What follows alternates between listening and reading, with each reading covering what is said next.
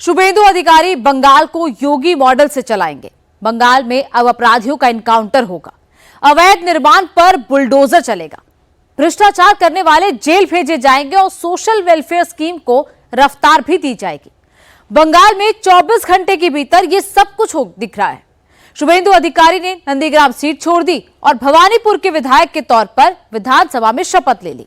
शुभेंदु अधिकारी के इस फैसले से कैसे ममता बनर्जी के लिए सियासी राह मुश्किल हो गई है, आपको इस रिपोर्ट में बताते हैं। बंगाल में नवनिर्वाचित विधायकों के शपथ ग्रहण का कार्यक्रम शुरू हो गया, जो गुरुवार तक चलेगा। शुभेंदु अधिकारी जब विधानसभा पहुंचे, सीढ़ियों के पास नतमस्तक हो गए। शुभेंदु अधिकारी नंदीग्राम और भवानीपुर दोनों सीटों से चुनाव जीते हुए हैं। भवानीपुर में उन्होंने ममता बनर्जी को हराया, उनकी सियासत पर ब्रेक लगा दिया। भवानीपुर में उनकी जीत का मैसेज पूरे बंगाल में पहुंचा, लिहाजा उन्होंने नंदीग्राम की सीट छोड़ दी और भवानीपुर के विधायक के तौर पर शपथ ग्रहण किया। मैं पहले चीफ मिनिस्टर के नाते पहले ओथ लिया भवानीपुर से, और बाकी एमएलए लोग भी ले रहा है। प्रक्रिया काल तक चलेगा। शुभेंदु अधिकारी की सरकार भ्रष्टाचार के खिलाफ जीरो टॉलरेंस की पॉलिसी पर काम कर रही है। शुभेंदु अधिकारी ने 3 बड़े मामलों में सीबीआई जांच को मंजूरी दे दी है। पिछली सरकार के दौरान तीनों विभाग के कई अधिकारियों के खिलाफ भ्रष्टाचार के आरोप लगे थे, लेकिन ममता सरकार ने इन मामलों में जांच को रोके रखा था।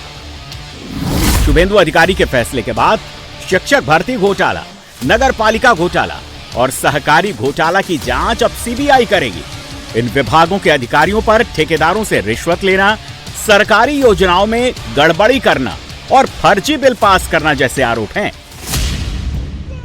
इस फैसले से हाई प्रोफाइल मामलों में लंबित जांच और कानूनी कार्रवाई में तेजी आएगी और सार्वजनिक संस्थानों और सरकारी सिस्टम के दुरुपयोग में शामिल सभी लोगों पर कड़ी कार्रवाई की जाएगी।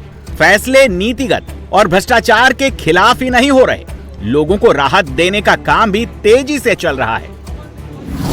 बंगाल में विधवा भत्ता, बुढ़ापा भत्ता और विकलांगता भत्ता 1000 रुपए से बढ़ाकर 2000 रुपए करने का आदेश दे दिया गया है। इस फैसले से लाखों लाभार्थियों को सीधा फायदा मिलेगा। बंगाल चुनाव के दौरान टीएमसी की तरफ से मछली भात का मुद्दा खूब उठाया गया।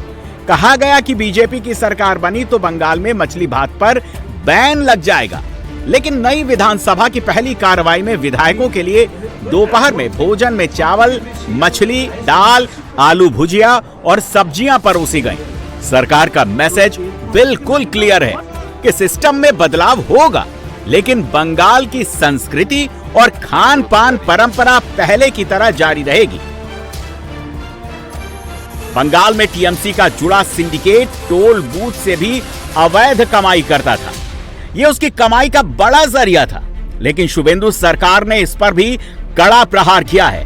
बंगाल के मुख्य सचिव की तरफ से जारी आदेश के मुताबिक बंगाल के सभी जिलों में ऐसे सभी टोल और वसूली केंद्र जिन्हें सरकार की तरफ से इजाजत नहीं मिली है, उन्हें तत्काल बंद किया जाए। सभी जिला अधिकारियों को अपने अपने जिले में अवैध टोल और ड्रॉप गेट की पहचान कर उन्हें तुरंत हटाने या बंद करने का निर्देश दिया गया है।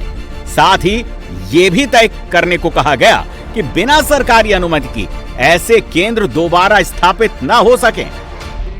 पश्चिम बंगाल सरकार ने राशन की दुकानों से आटा बांटना बंद करने का भी फैसला किया है।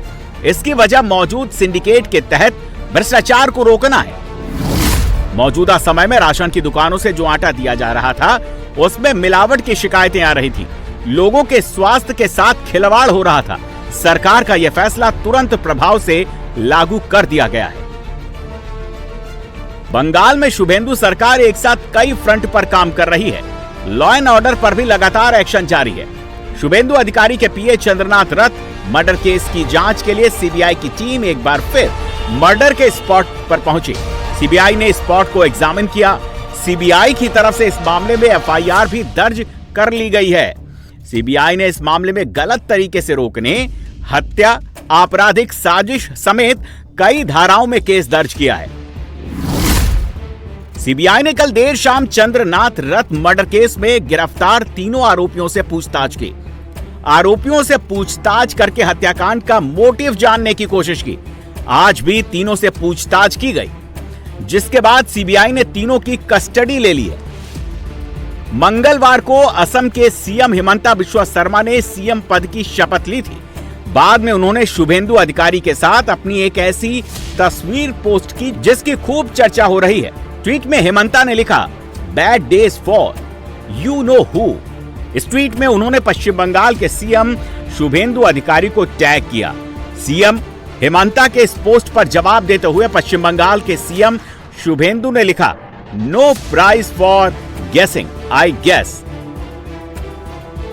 इस ट्वीट को बांग्लादेशी घुसपैठियों, अवैध प्रवासियों और सीमा पार से हो रही अव्यवस्था के खिलाफ दोनों राज्यों की सख्ती का संकेत माना जा रहा है।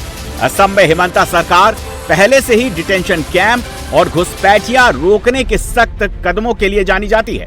अब बंगाल में शुभेंदु अधिकारी की सरकार के साथ दोनों पूर्वी राज्यों के बीच सहयोग बढ़ना तय है। मैसेज क्लियर है कि बीजेपी शासित स्टेट मिलकर काम करेंगे।